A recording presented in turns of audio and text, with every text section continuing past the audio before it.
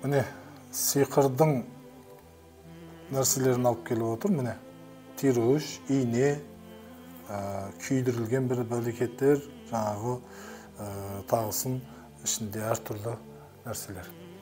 Бұдан құтылудың жолы Құран ғана.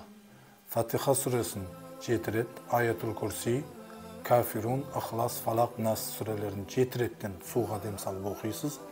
Суды ыдысқа құясыз.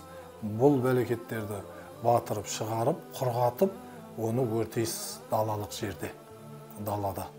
Осылайша осы дуаның бәлекетінен құтыласыз. Ал енді оның зиянынан әрине жаңағы бес уақыт намазыңыз, зікіріңіз болса, одан аман қаласыз. Бұны не себептен айтып жатырмын?